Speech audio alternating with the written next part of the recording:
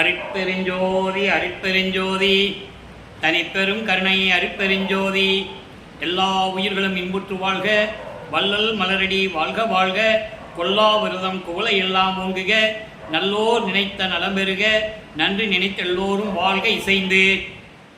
உலக மக்களே, அன்பார்ந்த அன்பர்களே, ஆண்மநேய ஒருமைப்பாடுடைய அன்பர்களே, ஒரு வாரம் கழித்து உங்களை மீண்டும் சந்திப்பதில் பெரும் மகிழ்ச்சி அடைகிறேன்.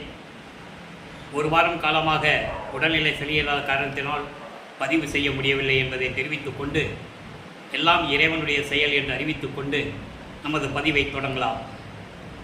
வல்லற்பமானவர்கள் அருட்பெருஞ்சோதி ஆண்டவருடைய மகனாக ஒரு தாயின் கருவறையிலே இருந்து இந்த பூலோகத்திற்கு ஏன் வருவிக்க உற்றார், எதற்காக வருவிக்க உற்றார் என்ற விளக்கங்களை எல்லாம் திருவருட்பாவின் பாடலின் மூலமாக பார்த்து கொண்டிருக்கிறோம்.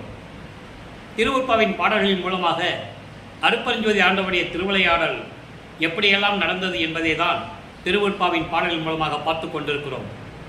அருட்பெருஞ்சோதி ஆண்டவர் 1/1/1823 ஆண்டு தனது திருவிளையாடலை தொடங்கி 30/1/1874 இரவு 12 மணி வரையிலும் 51 ஆண்டுகள் அருட்பெருஞ்சோதி ஆண்டவருடைய திருவிளையாடல் தொடர்ந்து கொண்டிருக்கிறது. அருட்பெருஞ்சோதி ஆண்டவர் என்ற உண்மையான ஒரு கடவுள், சுயமாக தோன்றிய கடவுள், இயற்கை உண்மை விளக்க கடவுள் என்பதை இந்த பிரபஞ்சத்தில் மறைத்து விட்டார்கள். அதை இந்த உலகிற்கு தெரியப்படுத்த வேண்டும். ஆதியும் அந்தமில்லா தோன்றிய இறைவன், சுயமாக தோன்றிய இறைவன் அருட்பெருஞ்சோதி ஆண்டவர்.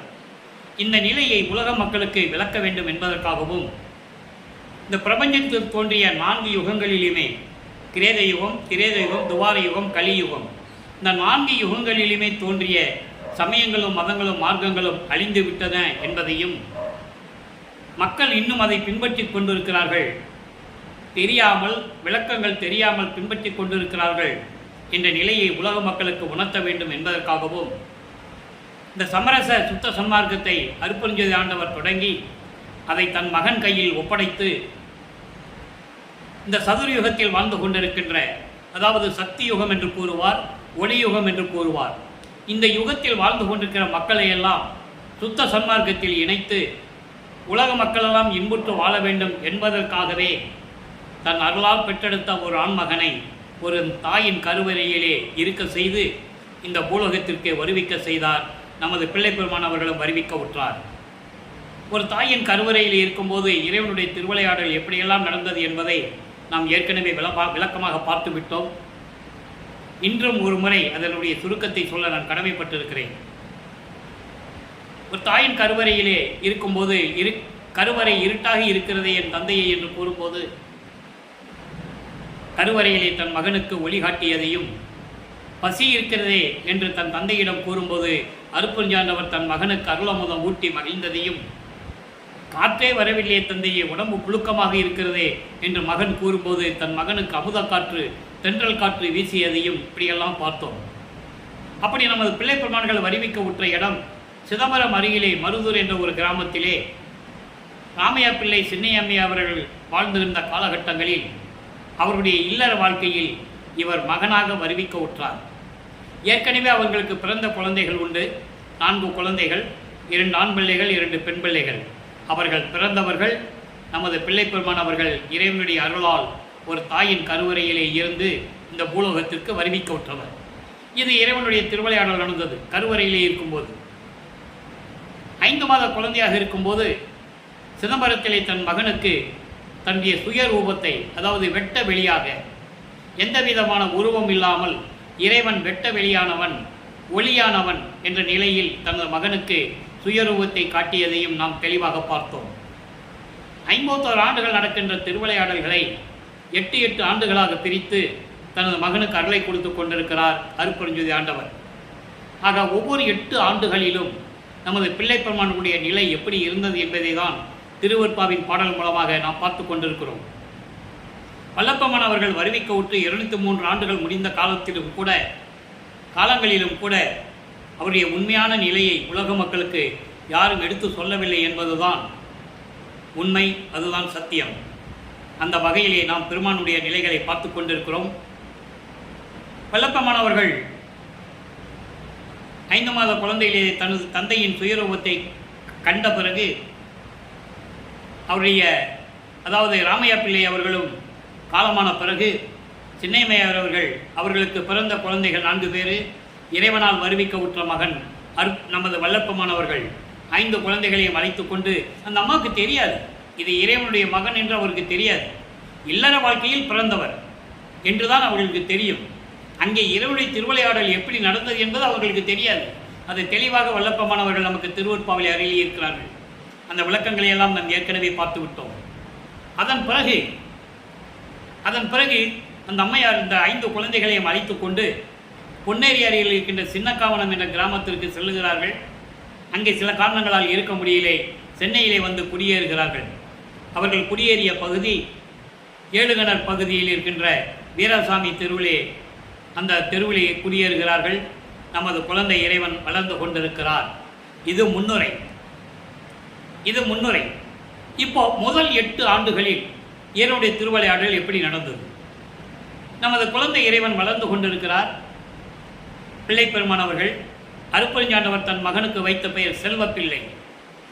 அதனால்தான் நான் பிள்ளைப்பெருமான் என்று கூறுவதுண்டு. உலகியலிலே அவருக்கு வைத்த பெயர் ராமலிங்கம். அதன் பிறகு மக்களால் திரு அருட்பிரகாச வள்ளலார் என்று அழைக்கப்பட்டார். அப்போ பிள்ளைப்பெருமான் அவர்கள் வளர்ந்து கொண்டிருந்த காலகட்டங்களில் பள்ளியில் சேர்க்க வேண்டிய நேரம் வந்துவிட்டது. பள்ளியிலே கொண்டு போய் சேர்க்கிறார்கள். பள்ளியிலே படிக்க முடியாது என்று வெளியே வந்து விடுகிறார். படிக்க முடியாது என்று சொல்வதை விட அவர் மனம் ஒரு நிலையில் இல்லை. ஏன்னா அங்கே இறைவனுடைய திருவிளையாடல் நடக்குது.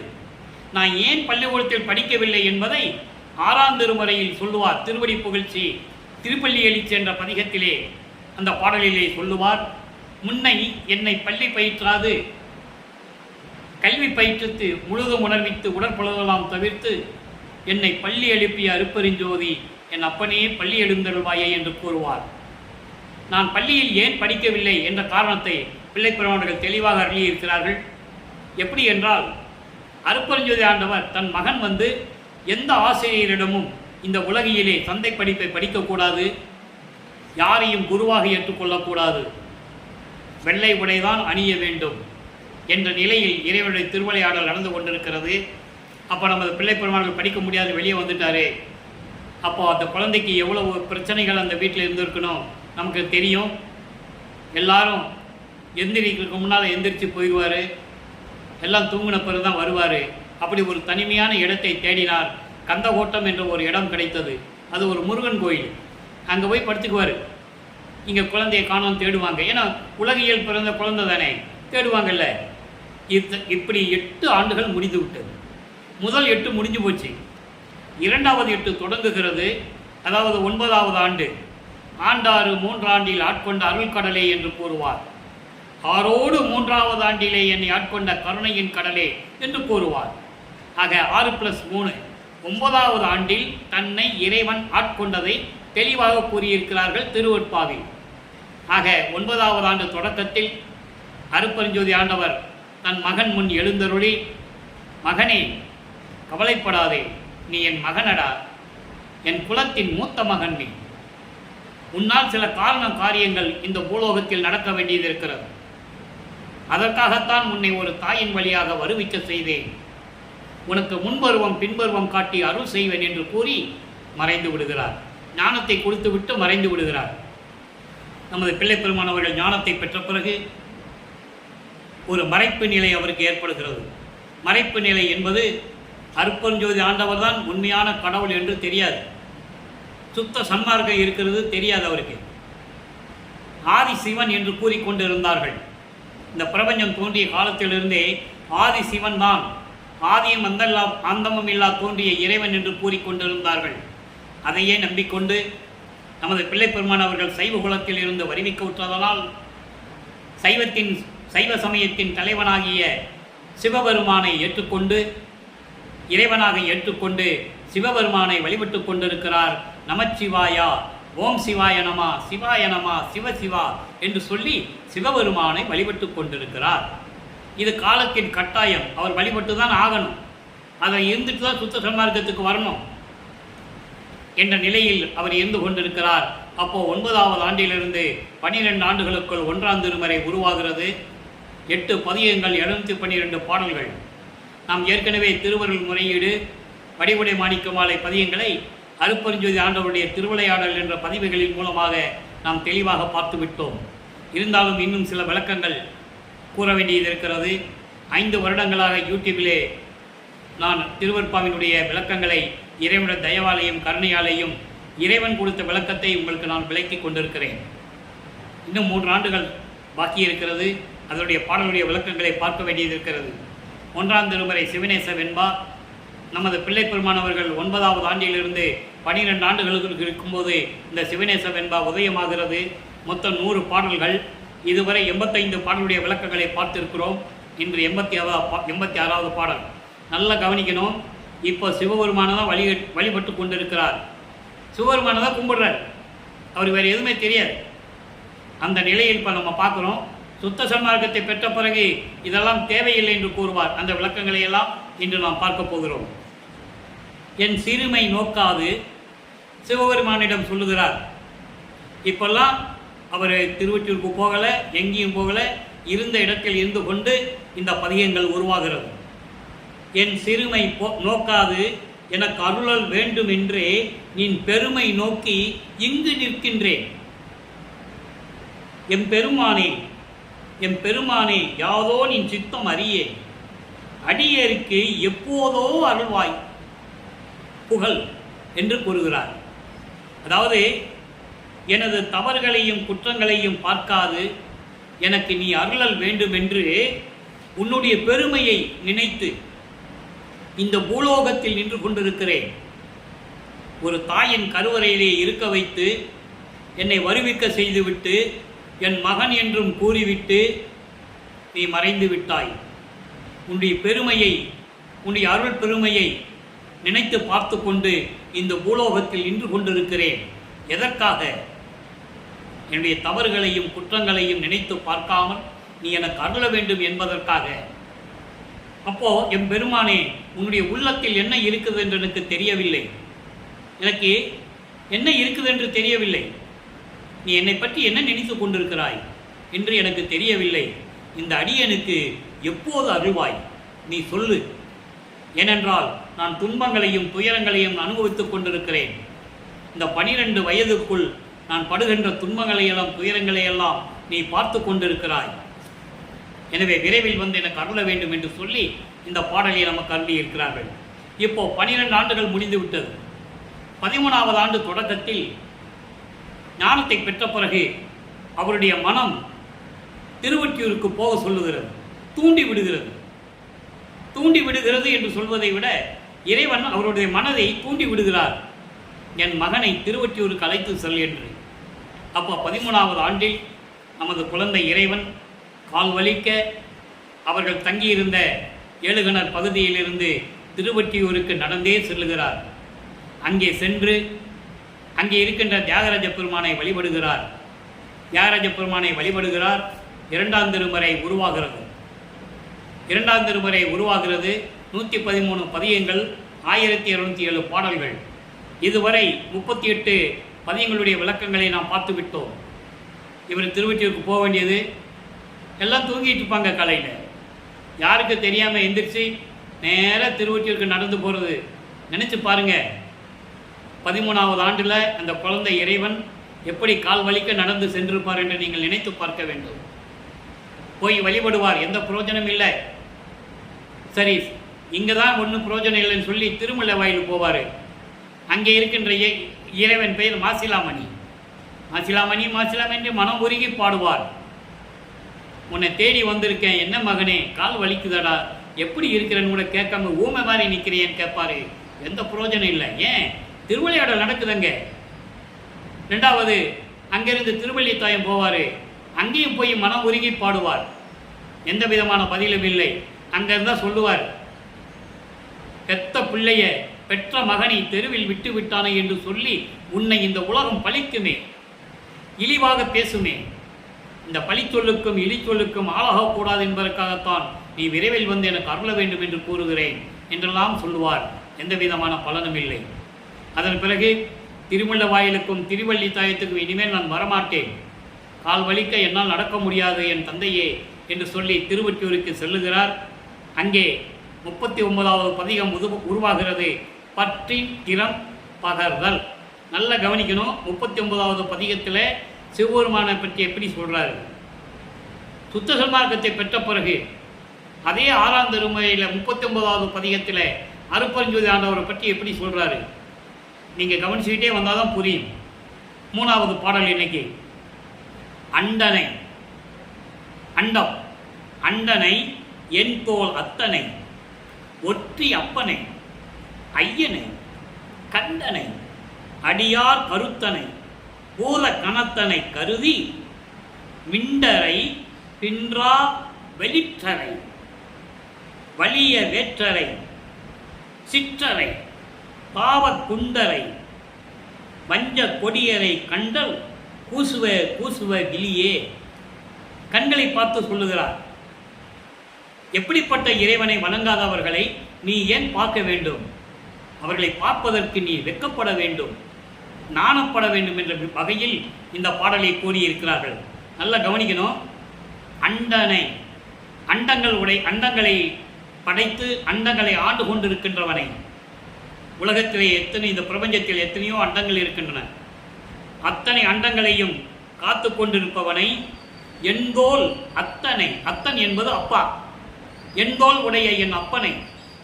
இங்கே எண்தோல் உடைய அப்பனை சிவபெருமான் என்று கூறுவார், அங்கே அருட்பெருஞ்ஜோதி ஆண்டவர் என்று கூறுவார். நான் சிறிய வயதில் அறிவில்லாத காலத்தில் நான் தவறாக சொல்லிவிட்டேன் என்று கூறுவார். அந்த நிலையை தான் நம்ம இன்றைக்கி பார்க்க போகிறோம். நல்லா கவனிக்கணும். ஏனென்றால் வல்லப்பமான சிவபெருமானை கும்பிட்டாரு, திருநீர் பூசிக்கிட்டு இருந்தார்கள் சொல்லுவாங்க, உண்மை. அதன் பிறகு இதெல்லாம் வேண்டாம் என்று சொன்னார்களே, அதான் மக்கள்கிட்ட யாரும் சொல்லலை. அதை இன்னைக்கு நம்ம பார்க்க போகிறோம். ஒற்றி அப்பனை, திருவொற்றியில் இருக்கின்ற இறைவனை, எனது கடவுளை, நீலகண்டனை. நீலகண்டன் என்பது, அதாவது அரக்கர்கள் தேவர்களை அச்சுறுத்திக் கொண்டிருக்கிறார்கள், தேவர்கள் வலிமை இழந்து விட்டார்கள். அந்த வலிமையை பெற வேண்டுமென்றால் பார்க்கடலை கடையும் போது அதில் வருகின்ற அமுதத்தை அவங்க சாப்பிடணும். அப்படி பார்க்கடலை ஒரு பாம்பை மத்தாக வைத்து கடைகிறார்கள். அந்த பாம்பு ஒரு அரக்கம்தான். அமுதம் வருகிறது, அந்த அமுதத்திலே பாம்பு விஷத்தை கக்குகிறது, உமிழ்கிறது. என்ன செய்கிறதுன்னு தெரியாமல் இருக்கும்போது சிவபெருமான் வந்து அந்த விஷத்தை உண்டு கழுத்திலே நிறுத்தி கொள்ளுகிறார். அந்த கழுத்து நீல நிறமாக மாறுகிறது. அதனால் அவனுக்கு நீலகண்டன் என்ற ஒரு பெயர் உண்டு.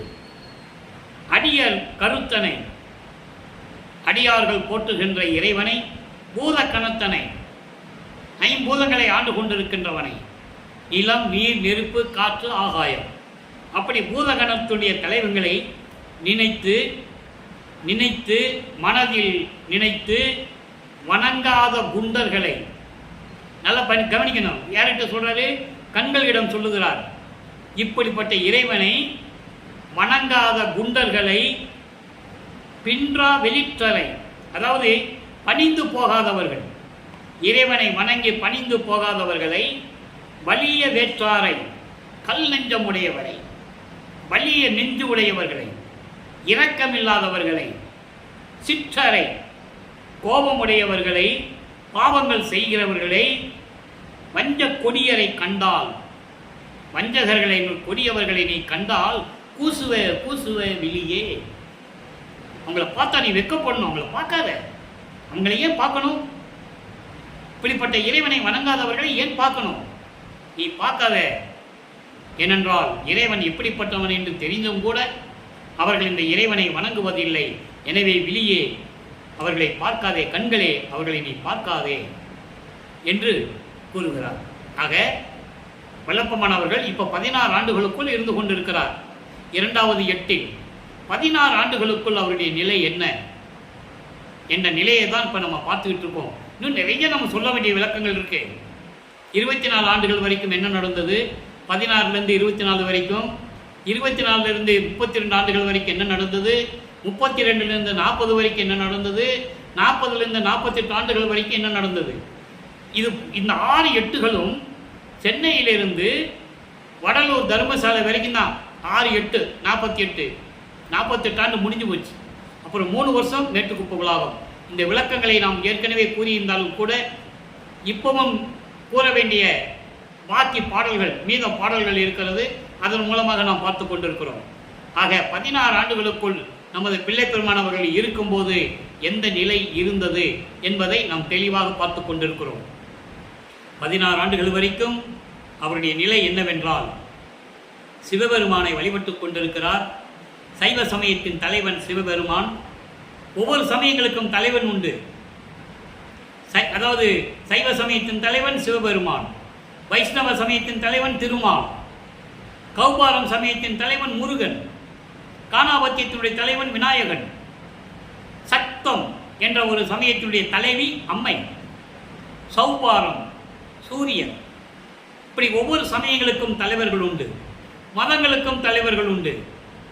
கிறிஸ்துவ மதங்களுடைய தலைவர் ஜீசஸ், இஸ்லாமிய மதத்தின் தலைவன் நபிகள் நாயகம், குருநானக், புத்தன். இப்படி பல மதங்களுக்கும் தலைவர்கள் உண்டு.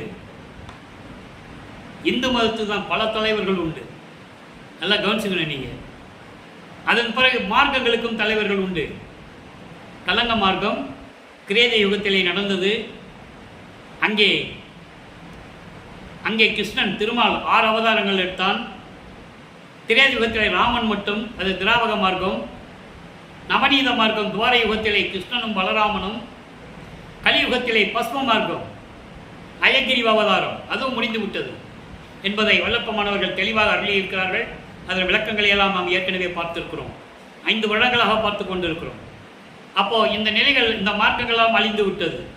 அதன் பிறகு தசா மார்க்கம் தலைவன் திருநாவுக்கரசர், சற்புத்திர மார்க்கத்துடைய தலைவன் ஞான சம்பந்தர், சக மார்க்கத்துடைய தலைவன் சுந்தரன், சமய மார்க்கத்தை தலைவன் வாதவூரான் என்ற மாணிக்கவாசகர்.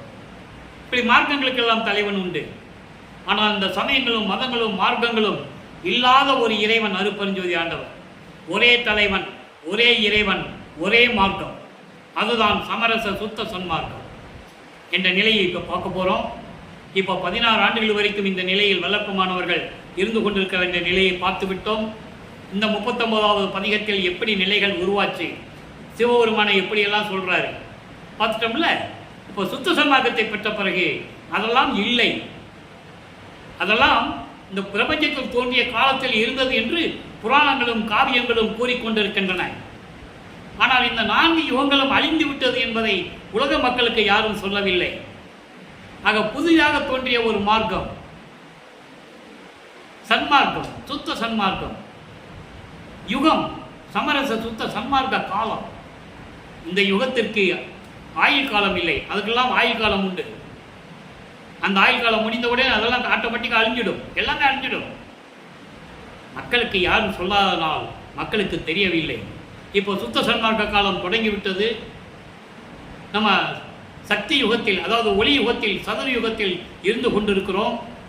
அப்போ இந்த யுகத்திற்கு தலைவன் யார்? இந்த யுகத்திற்கு இறைவன் யார்? அருட்பெருஞ்சோதி ஆண்டவர்.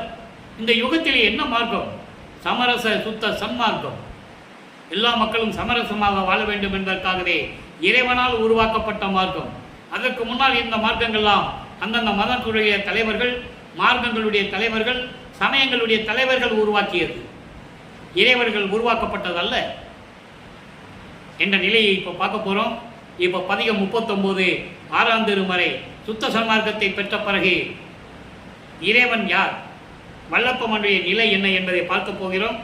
அங்கே இறைவனை பார்த்த கண்களே நீங்கள் பார்க்காதீங்க அப்படின்லாம் சொல்லுவார் இல்லையா. இப்போ உள்ளம் புகுந்த திறம் வியத்தல். அங்கே எந்த அருளையும் அவருக்கு கிடைக்காது. சமயங்களையும் மதங்களையும் மார்க்கங்களையும் சார்ந்திருந்த போது 33 ஆண்டுகள் வரைக்கும் இறைவன் எந்த அருளையும் அவருக்கு கொடுக்கவில்லை. அதனால தான் சொல்லுவார், அந்த காலத்திலெல்லாம் நான் எந்த பலனும் அனுபவிக்கவில்லை. காரணம், நான் அந்த நிலைகளில் இருந்து கொண்டிருந்தேன். சுத்த சன்மார்க்கம் நான் பெற்ற பிறகு எல்லா பலனும் எனக்கு கிடைத்தது என்று கூறுவார் பேருபதேசத்திலே. ஆக இந்த நிலையில் இருக்கும்போது கூறுகிறார், உள்ளம் புகுந்த திறம் வியத்தல். இறைவன் தன் உள்ளத்தில் புகுந்த திறமையை வியத்து சொல்லுவது, உலக மக்களுக்கு சொல்லுவது 3வது பாடல். அங்கே இறைவனை பார்க்க முடியல, விண்ணப்பம் வைக்கிறார். இங்கே இறைவன் தன் உள்ளத்தில் எப்படி வந்தார், எப்படிப்பட்ட இறைவன்?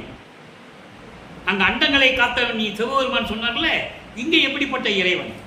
அந்த வேறுபாடை நீங்கள் புரிஞ்சுக்கணும். அது தெரியாமல் சொன்னது, நல்லா புரிஞ்சுக்கணும். உள்ளபடி உள்ளது வாய், அண்டர்லைன். உள்ளது உள்ளபடி உள்ளது வாய். இந்த பிரபஞ்சத்தில் உள்ளது எப்படியோ அதே போல உண்மை, இயற்கை உண்மையின் விளக்கம், இயற்கை உண்மையாக எப்படி இருந்ததோ அப்படியே உள்ளபடி உள்ளதுவாய் உலகமெல்லாம் புகினும் ஒரு சிறிதும் தடையிலாதாய் ஒளியதுவே மயமாய். உள்ளதை உள்ளபடி இந்த பிரபஞ்சத்தில் இயற்கையின் உண்மை விளக்கம் எப்படி இருக்கிறதோ அதன்படி உலகமெல்லாம் சென்றாலும் ஒரு சிறிதும் தடையில்லாது, அதாவது எங்கேயும் தடையில்லாது பரிபூர்ணமாக ஒளி வீசிக் கொண்டிருக்கின்ற இறைவன் அருட்பெருஞ்சோதி ஆண்டவர் ஒளிமயமாய்.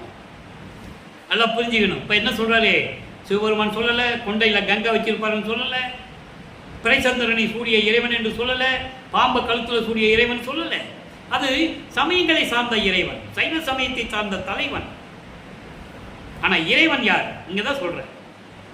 அப்படி இயற்கை உண்மையின் விளக்கமாக உலகமெல்லாம் ஒளி வீசிக் கொண்டிருந்தாலும் எந்தவித தடையும் இல்லாமல் பரிபூர்ணமாக ஒளி வீசிக் கொண்டிருக்கின்ற இறைவன் அருட்பெருஞ்சோதியாய் வெள்ளவெளி நடுவுளதாய். வெள்ளவெளி என்பது வெட்டவெளி, அதுதான் கடவுள் நிலை அறிந்து அம்மையமாகக்கூடிய வெளி. ஞானத்தில் ஞானம், சரியே கிரிய யோகம் என்ற 12 நிலைகள், சமயங்களையும் மதங்களையும் மார்க்கங்களையும் சேர்ந்த 12 நிலைகள். பன்மார்க்கம் கடந்தேன் என்று சின்னம்பிடி, 12 மேல் நின்று சின்னம்பிடி சொல்லிட்டாரா? அதெல்லாம் 12 நிலைகளுக்குள் இருப்பது.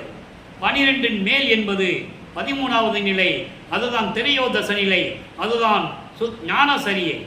அங்கிருந்து தான் மரணமில்லா பெருவாழ்வு தொடங்குகிறது. ஞான சரியை, ஞான கிரியை, ஞானத்தில் யோகம், ஞானத்தில் ஞானம்.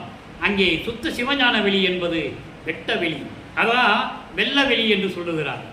பரிபூர்ணமாக ஒளி வீசிக் கொண்டிருக்கின்ற அந்த வெட்ட வெளியில் நடுவுளதாய், அந்த வெட்ட வெளியிலே நடுமயமாக இருக்கின்ற இறைவன் இயற்கையிலேயே விளங்கும். சொல்லிட்டாரா? அதான் உள்ளபடி உள்ளதுவாய் இயற்கையிலே விளங்கும் வேதமொழி இலக்கிய மாமேடையிலே அமர்ந்த.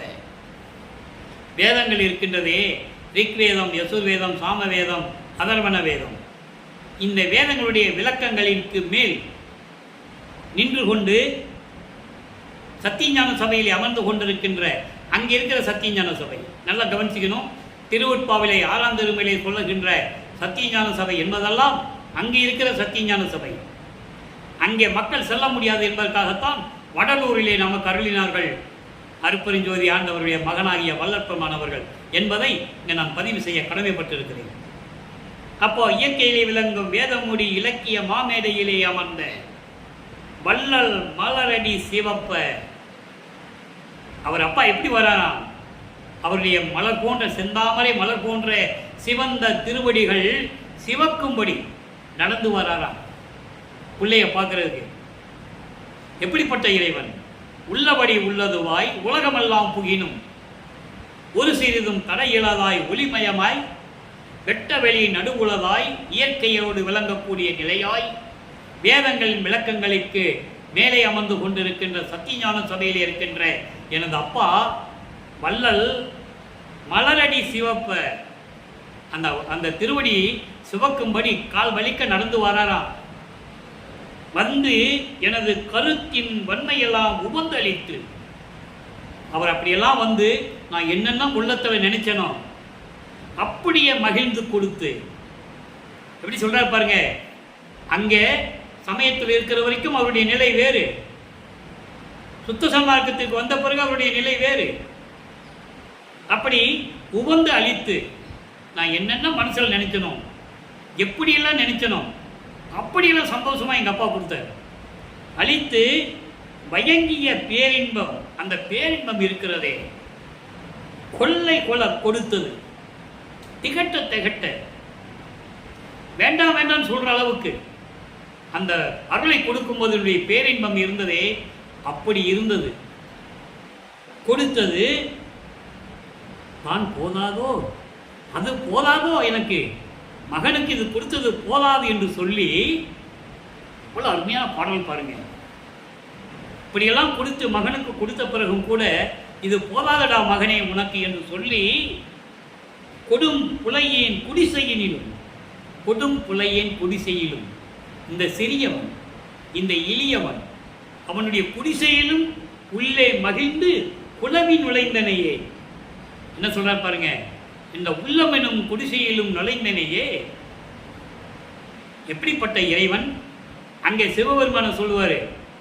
அங்கே சிவபெருமான் வந்து இவரை பார்த்து திருவிளையா ஓடுறதெல்லாம் இருக்கு.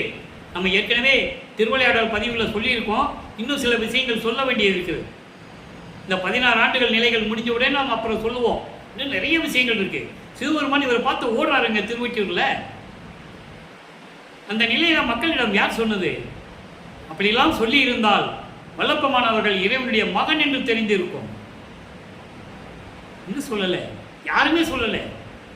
அதனை விளக்கங்களே தான் இறைவனுடைய தயவாலயம் கருணையாலயம் இந்த வள்ளலார் ஊழியன் உண்மையின் விளக்கமாக திருவுற்பாவிலே என்ன இருக்கிறதோ அந்த உண்மையின் அடிப்படையில் இந்த விளக்கங்களை உங்களுக்கு நான் கூறிக்கொண்டிருக்கிறேன். ஆக அப்படிப்பட்ட இறைவன் இப்படியெல்லாம் கொடுத்து கூட மகனுக்கு போதாதுன்னு சொல்லி கொடும் புலையை குடிசையிலும் குலவி நுழைந்தனையே. இந்த உள்ளம் என்னும் குடிசையிலும் சரி, நான் தங்கி இருக்கின்ற இந்த குடிசையிலும் சரி, உள்ளே மகிழ்ந்து புகுந்து எனக்கு அருளை கொடுத்தாயே என்ற நிலையை கூறுகிறார். இப்போ ஒரு விஷயத்தை சொல்லணும். அதாவது நான் நினைச்சதெல்லாம் கொடுத்தான்னு சொல்றாருல்ல, இதை அருள்ஜோதி நிலை என்ற ஒரு பதியம் இருக்குது. 46வது பதியம் திருவருட்பாவில் 6ஆம் திருமுறையில் அருள்ஜோதி நிலை. அதில் முதல் பாடலில் ஒரு 5வது வரியில் சொல்லுவார். 5வது வரியில் சொல்லுவார், எண்ணிய நான் எண்ணியவாறு எனக்கு அருளும் தெய்வம். அதை தான் இங்கே சொல்கிறாரு. நான் உள்ளத்தில் என்ன நினைச்சனோ எனது கருத்தின் வண்ணமெல்லாம் உவந்து மகிழ்ந்து. ஆக அப்படியெல்லாம் நான் நினைத்ததை எல்லாம் எனக்கு அள்ளி கொடுத்தார் என்று கூறுவார். இதையே அருட்பெருஞ்சோதி அகவலிலே கூறுவார் பாருங்கள். அதாவது எப்படி எண்ணியது என் கருத்து இங்கு எனக்கு அப்படி அருளி அருட்பெருஞ்சோதி. புரிஞ்சதா? எப்படி எண்ணியது என் கருத்து, எப்படி எண்ணியது என் உள்ளம், என் மனம் எப்படி நினைத்ததோ அப்படியெல்லாம் அருளி அருட்பெருஞ்சோதி. அதுக்கப்புறம் சொல்லுவாருங்க, எத்தகை விளைந்தன என் மனம் இங்கு எனக்கு அத்தகை அருளி அருட்பெருஞ்சோதி. என் மனம் எப்படியெல்லாம் விரும்பிச்சோ அப்படியெல்லாம் எனக்கு அள்ளி கொடுத்தால் அருட்பெருஞ்சோதி என்று கூறுவார். ஆக இவர் சைவ நெறியில் இருக்கிற வரைக்கும், சமய நெறிகளை சார்ந்திருந்த வரைக்கும், சிவபெருமானை வழிகொட்டிருந்த வரைக்கும் அவருடைய நிலை என்ன? அது 16 ஆண்டுகளில் நம்ம பார்த்தோம். ஏன் அப்படி செஞ்சார்? அப்படி மக்கள் கேட்குற கேள்விக்கு பதில் சொல்லி தான் ஆகணும். எனக்கு நிறைய கேள்விகள் வருது, நான் பதில் சொல்லிக்கிட்டு தான் இருக்கேன். அது அவரை அறியாத நிலை. தன் மகன் சைவ சமயத்தில் இருந்து சிவபெருமானை வழிபட்டு அதுக்கப்புறம் இதெல்லாம் தேவையில்லை, இதெல்லாம் முடிந்த சமயங்கள், முடிந்த நிலைகள் என்று மக்களுக்கு சொல்ல வேண்டும். அப்போ தன் மகன் அங்கே இருக்க வேண்டும். இப்போ ஒரு விஷயத்தை ஒரு ஆள் சொல்லணும்னா அதை அனுபவித்து தான் சொல்ல முடியும். எடுப்புல எதையும் சொல்லிட முடியாது. அது நிலைக்காது, அது நிற்காது. அதனால்தான் சமயங்களிலே இருக்க வைத்து சிவபெருமானை வழிபட செய்து திருநீரை பூச செய்து அதன் பிறகு இதெல்லாம் தேவையில்லை மகனே என்று கூறி சுத்த சன்மார்க்கத்தை கொடுத்த பிறகு அவருடைய நிலை என்ன என்பதை நாம் தெளிவாக பார்த்து விட்டோம். எனவே அன்பர்களே, சுத்த சன்மார்க்கம் என்பது இறைவனால் உருவாக்கப்பட்ட மார்க்கம். சுத்த சன்மார்க்கம் என்பது உயிர் இரக்கம், உயிர் நேயம், ஆன்மநேய ஒருமைப்பாட்டுடைய நிலைமை, ஜீவகாரணியத்தினுடைய ஒழுக்கத்தினுடைய நிலை, இதெல்லாம் கூறுவதுதான் சுத்த சன்மார்க்கம். அதோடு மட்டுமல்லாமல் இறைவன் ஒருவனே என்ற ஒரு நிலை. அந்த இறைவனுக்கு உருவம் இல்லை. சுத்த சன்மார்க்கத்தில் உருவ வழிபாடு இல்லை, ஜோதி வழிபாடு மட்டும்தான். எனவே மண் அகல் விளக்கிலே ஒளியேற்றி தீபத்தை ஏற்றி தீபத்து முன்னால் அமர்ந்து கொண்டு சைவ நெறியில் இருந்து கொண்டு, சைவ நெறி என்பது சுத்த சன்மார்க்க நெறி. அசைவம் சாப்பிடாமல், எந்த உயிரையும் கொலை செய்ய வேண்டும் என்ற எண்ணம் இல்லாமல், அதாவது கொலையும் புலையும் தவிர்த்து இருக்க வேண்டும் என்று சொல்லுவார். கொலையும் புலையும் தவிர்த்தாரை தல்லானை என்று சொல்லுவார். பாடல்கள் உண்டு. எனவே சைவ நெறியில் இருந்து கொண்டு இறைவனை வணங்கி அருட்பெருஞ்சோதி அருட்பெருஞ்சோதி தனிப்பெருங்கனை அருட்பெருஞ்சோதி என்ற மகாமந்திரத்தை சொல்லி இறைவனை வணங்கி இறைவனுடைய அருளையும் செல்வங்களையெல்லாம் பெற்றுக்கொண்டு இந்த வையகத்திலே நீங்கள் வாழ்வாங்க வாழ வேண்டும், மரணமில்லா பெருவாழ்வில் நீங்கள் வாழ வேண்டும் என்று இறைவனுடைய தயவோடையும் கருணையோடையும் இறைவன் அருள் பெற்றவன் என்ற முறையில் இந்த வள்ளலார்களை உங்களை வாழ்த்தி வணங்கி விடைபெறுகிறேன். நன்றி, வணக்கம். அருட்பெருஞ்சோதி அருட்பெருஞ்சோதி தனிப்பெருங்கருணை அருட்பெருஞ்சோதி. தினமும் இறைவனுடைய திருவிளையாடல்களும் வள்ளற்பெருமானுடைய அருள் நிலைகளும் நம்ம பதிவின் மூலமாக நீங்கள் பார்த்து இறைவன் அருளை பெற்றுக்கொள்ளுங்கள்.